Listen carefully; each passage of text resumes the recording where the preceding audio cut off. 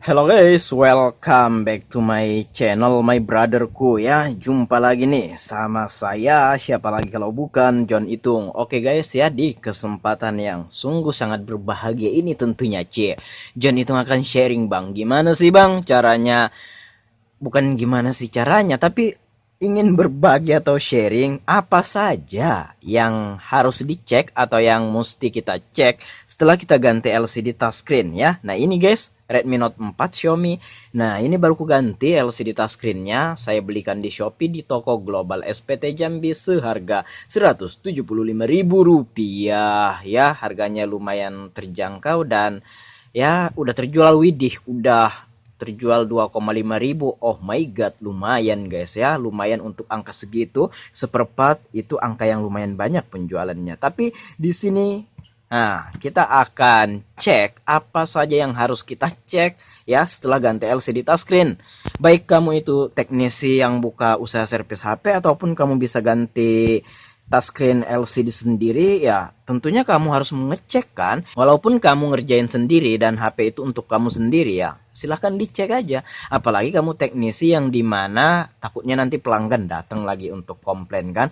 Kan nggak enak kita sama pelanggan. Jadi dipastikan dulu benar-benar fix, oke, baru kita kasihkan kepada pelanggan. Ada 3 yang harus kita cek setelah ganti LCD touchscreen. Nah ini Xiaomi Redmi Note 4X.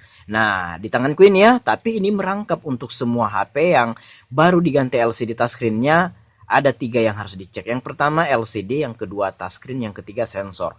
Untuk fungsi yang lain saya rasa tidak ada yang terdampak atau tidak ada yang terpengaruh ketika ganti LCD touchscreen. Baiklah, langsung saja untuk HP Xiaomi ini, di tanganku ini kita menggunakan kode dial guys ya. Bentar, kita buka dulu ini password atau polanya ini. Nah, di sini untuk Xiaomi ya. Dan untuk HP lain beda caranya, cuman untuk beberapa HP yang brand-brand terkenal kayak Oppo, Vivo, Samsung dan lain sebagainya, Realme apa kayak gitu kan. Nah, itu ada kode-kode tersendiri, tapi untuk HP Oppo yang tipe baru itu menggunakan aplikasi bawaan, kalau nggak salah namanya manajer TLP atau manajer telepon. Baiklah, langsung tanpa berbasa-basi kita cek bintang pagar 64663 pagar bintang. Nah, dibawa masuk ke sini. Nah, kita akan ngecek touchscreen-nya ya. Nah, oke. Iya. Oke. Nah, untuk touchscreen-nya ini sensitifnya sama banget dengan yang original pabrik, guys ya. Tuh, sama banget 100% berfungsi dan enak disentuh seperti ori pabrik.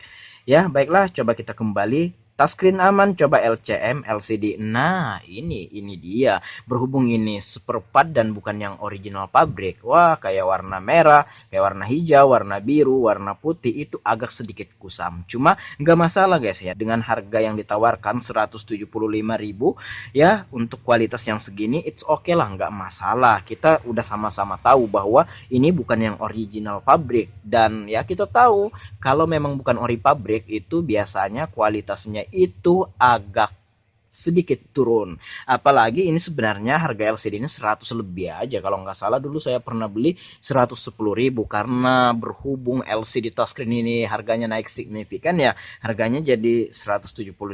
Aslinya cuma 100 lebih aja kok ya. Nah, dengan harga seperti ini dan dengan kualitas gambar yang ditawarkan atau diberikan kepada kita, it's okay, nggak masalah juga sih. Nah, LCD-nya oke. Hanya saja ketika kita ngecek LCD ya, nah, hanya saja kita pastikan bahwa tidak ada flek hitam atau tompel-tompel. Misalkan coba kita cek dulu LCM. Nah, di satu warna kayak gini misalkan ada tompel-tompel hitam, atau biasanya sih HP pernah jatuh ada tompel-tompel, atau LCD udah lama, HP udah lama karena sering dipakai main game gitu kan, ada shadow atau ada bayangan. Tapi di sini karena berhubung baru, nggak ada masalah sedikit pun. Namun ketika kita ngecek LCD kayak gini, kalau memang ada, walaupun tipisnya kayak mana, itu akan muncul ke sini. Kita lihat, pasti akan kelihatan. Nah, di sini kan aman-aman saja tuh ya, nggak ada yang gimana-gimana, hanya saja seperti kata saya tadi memang bawaannya kualitasnya tidak seperti yang ori pabrik. Oke, bagus LCD touchscreen nggak ada masalah, hanya saja ya walaupun kualitasnya seperti itu ya karena harganya kan kita sesuaikan juga lah. Oke, kemudian sensor atau proximity sensor kita cari dulu ada nggak? Oh ini ALS atau PS. Coba kita buka. Perhatikan di sini saya tidak mendekatkan jari saya atau tangan saya ke sensornya. Di sini test pass. Ini kalau nggak salah ini LED sensor atau lampu sensor. Nah, tapi ini proximity sensor testing. Perhatikan test file. Kenapa? Karena saya tidak mendekatkan tangan saya ke sini. Oh, ternyata test pass setelah saya dekatkan tangan saya. Coba kita kembali aja.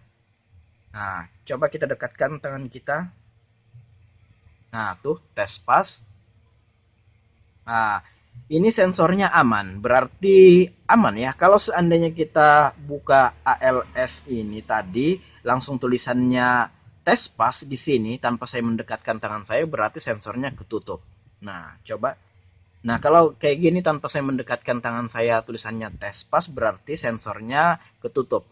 Kenapa sensor itu ketutup? Ya, berbagai faktor sih sebenarnya. Saya pernah menemukan itu waktu itu saya memasang LCD touchscreen untuk Oppo F1 yang dimana ya nggak tahu juga sih mungkin ukurannya yang kurang presisi atau kayak mana. Intinya itu saya udah memasangnya sedemikian rupa, sepresisi-presisi mungkin. Hanya saja kan bukan yang ori pabrik ya.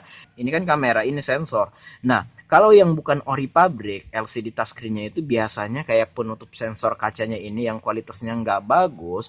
Ya, walaupun kita pasang udah presisi, itu tetap ketutup guys ya sensornya, dan juga ada beberapa seperempat yang ukurannya itu selisih walaupun tipenya ya setipe sama yang kita order, misalkan Xiaomi Redmi Note 4X kayak gitu kan, ada saja itu yang selisih karena itu buatan ya, bukan yang ori pabrik, itu buatan, sehingga pas dipasang ya sepresisi-presisi mungkin kita pasang, kalau ukurannya memang nggak presisi ada bergeser lah ininya sensornya ini sehingga ketutup sedikit aja itu bisa menutup sensor, yang dimana kalau sensor ketutup pas kita nelpon dia langsung mati guys ya, layarnya langsung mati. Nah, kalau layarnya mati ketika kita nelpon, kita nggak bisa mematikan telepon atau HP kita sebelum lawan bicara yang mematikannya. Yang ribet adalah ketika kita yang nelpon, lawan bicara juga nggak enak mematikan HP-nya, ya udah habislah pulsa kita, pas HP-nya mati baru layarnya mau hidup. Ya walaupun sih ada beberapa HP yang dimana sensor ketutup, tekan tombol power ketika kita nelpon itu bisa hidup layarnya dan bisa kita matikan. Tapi kebanyakan HP yang pernah saya temui adalah ketika sensor ketutup dan kita nelpon, layarnya mati dan kita walaupun tekan tombol power tidak ada perubahan yang gimana-gimana. Ya, seperti itu. Jadi yang ribet adalah kalau kita nelpon. Dan juga kalau kita nelpon call center, tekan 1 untuk berbicara dengan customer service kami. Bagaimana cara kita berbicara dengan call center tersebut? Ya, sementara kita tidak bisa tekan 1. Kalau mau tekan 1 kan menghidupkan layarnya. Kalau sensor ketutup kayak mana? Dan tekan tombol power nggak ada pengaruh apapun bagaimana? Nah, itulah yang ribet. Jadi di sini dipastikan dulu kayak touchscreen, LCD, sensor semuanya aman baru kita kasihkan kepada pelanggan, dan di sini aman udah saya cek dan bagus saja. Oke, demikian saja sharing kali ini, semoga bermanfaat. Jika ada pertanyaan komen-komen aja, jika ada pendapat lain pun silahkan komen-komen juga. Dan jika teman-teman pengen sharing sama John Itung, boleh silahkan DM Instagram. Instagramku ada di sudut kiri bawah video ini @johnitung. Baiklah, saya akhiri video ini sampai di sini. Saya John Itung, see you the next video my brother.